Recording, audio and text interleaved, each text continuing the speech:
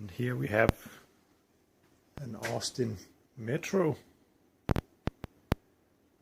one of the most hated cars in history,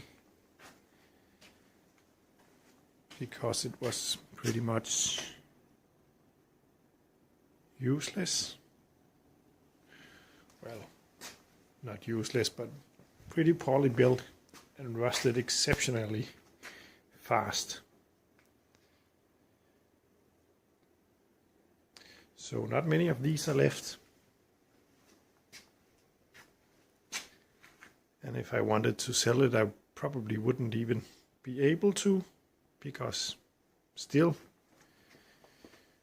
people think of it as a paperweight, not really a car. So it's perfect for my kind of likings, because I like them bad and useless, apparently. As you can see.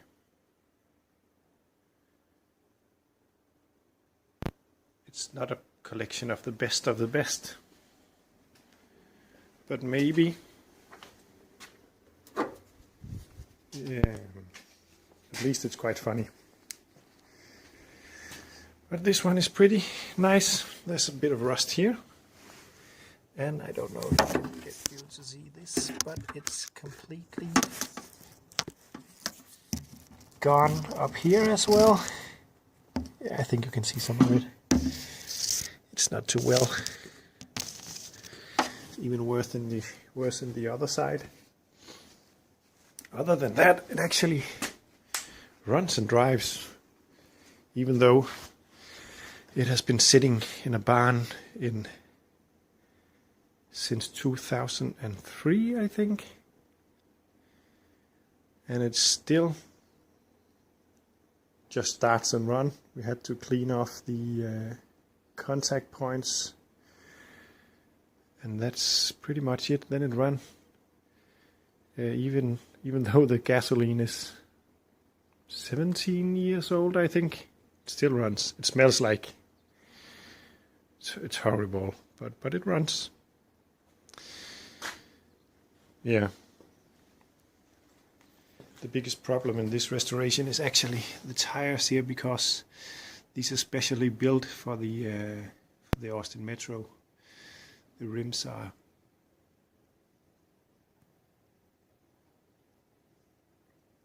Michelin rims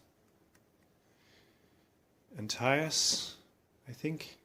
Maybe I'm mixing something up, but either way, it's not possible to get the tires. It's almost impossible. So I think the way to go is to get some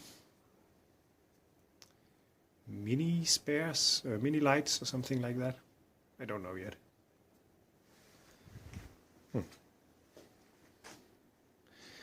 But nonetheless, it's a car. And I think it has only driven for like 70 or 80,000 kilometers. Nothing more than that. So it's pretty much brand new and rusty. Yeah.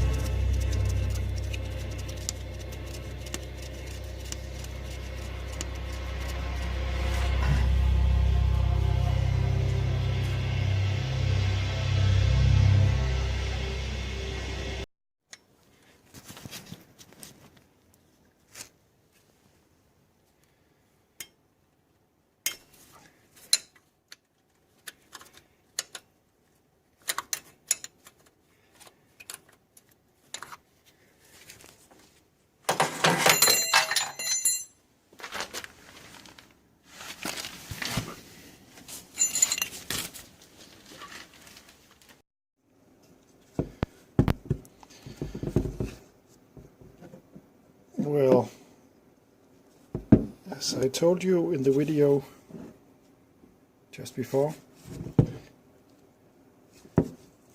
the car was running fine on the old gas, but I just decided today to pull out all of the old gas and put on in some new gas.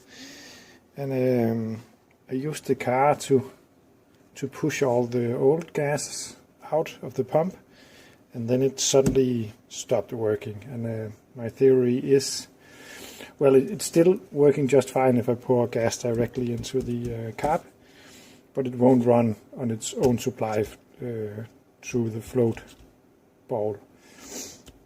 Therefore, my theory is that the old gas has gummed up the either the valve which lets the gas in and out, no, not out, but just in, or the nozzle or jet, whatever it's called. So I'm going to check it now. Pull off the bottom of the carb to check the float and the valve, which should be in there somewhere, and just clean everything up, basically.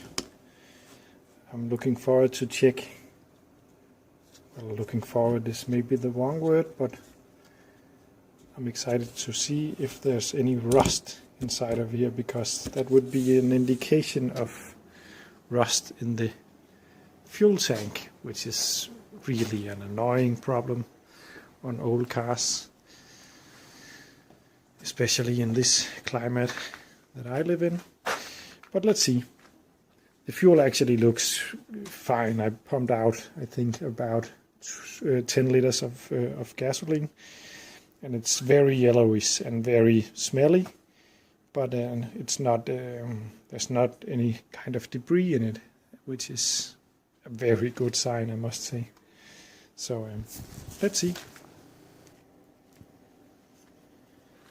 Okay, here we have it.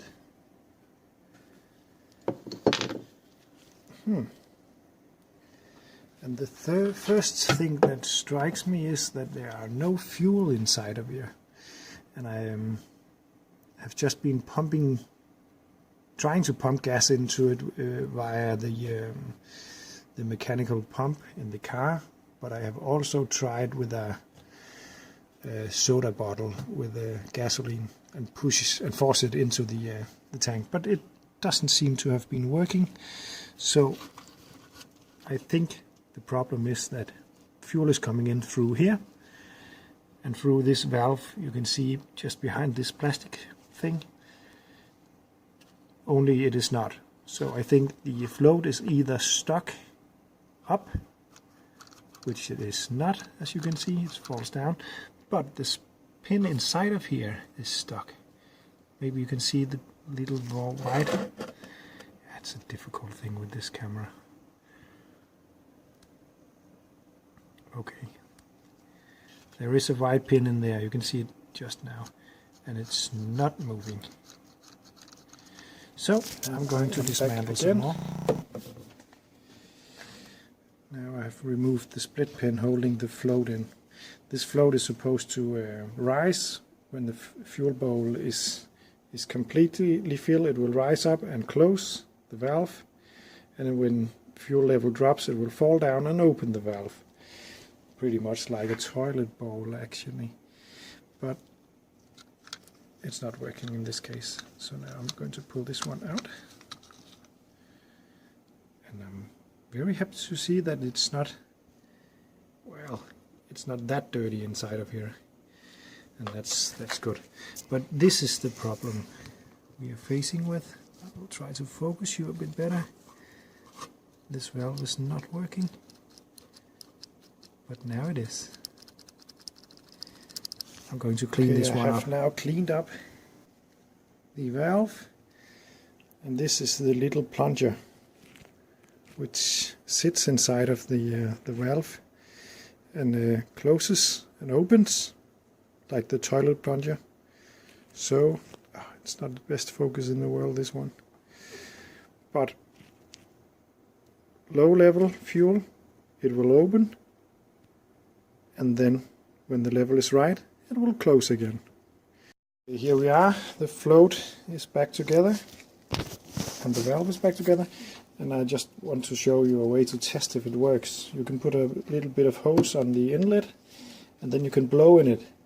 And if you, when the valve is open, you are supposed to be able to blow through it, and when it closes, you are not able to. That's the theory. The carb is upside down now, which means that the float is up, which means it is closed, because it thinks that it's full of fuel. Now I'll try to blow. And I cannot blow. Now I'm going to try to blow and film and lift the float at the same time, which is going to be a bit difficult, but I will try.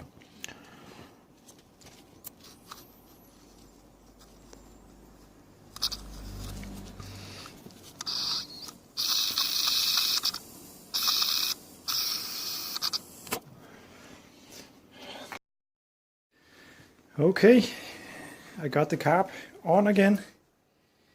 And now we shall see if that has fixed the problem with it not running without fuel being drizzled directly into the inlet. I should have showed you that it didn't work before, but I forgot. So now let's see. We need to find a key. There's the key, and we need to find the. Look at this interior, brown wonderfulness.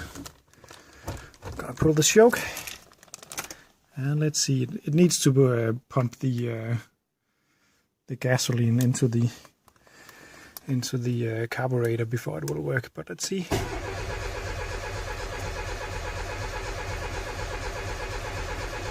Pumpty pumpty pumpty pump. Oh yeah, and the oil light went out. I was just getting nervous.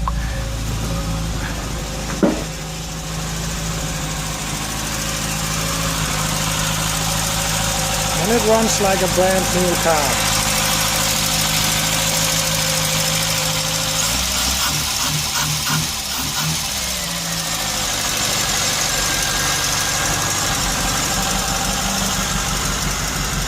Wonderful.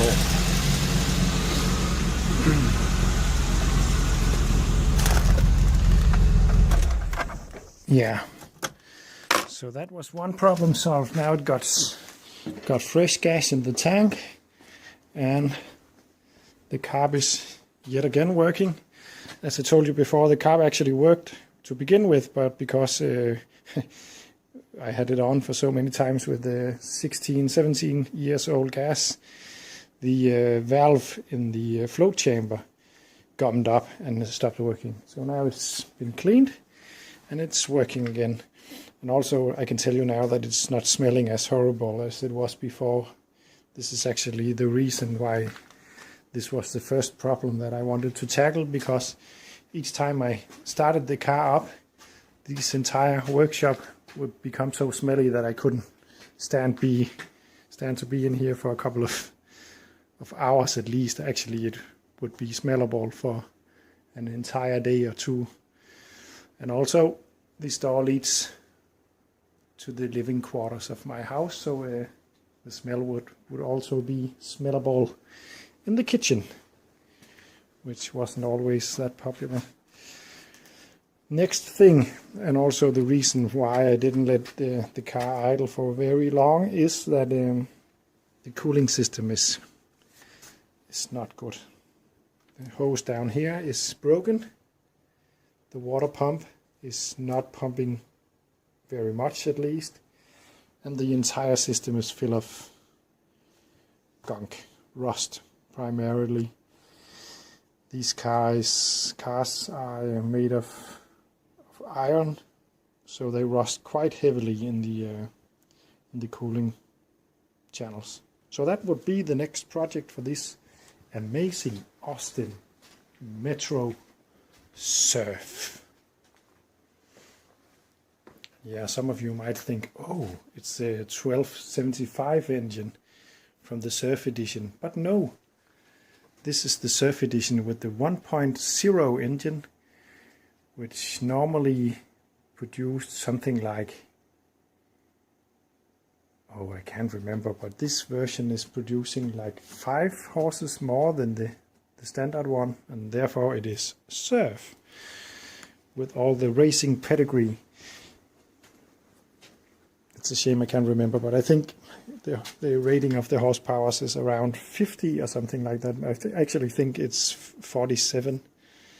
So it's a monster compared to my Citroën 2CV outside, or the Mahari right here. But yeah, don't you just love the design? It's amazing that a car with only 80,000 kilometers on the clock is this rusty, but you can actually see it. It looks quite good from the outside, but if you go digging in the wheel wells and stuff like that, it's a bit rusty. Also, I'm looking forward to investigate the hydroelastic suspension system in this car, because I don't know how it works. Well, I do know how it works, but I have never worked on a car like this before. I worked on Citroëns with the hydroelastic suspension, or hydrodynamics. Oh, I can't remember the name on English. English is not my normally spoken word or language, as you might have guessed already. Maybe I will become better. But yeah, this is where we are at now.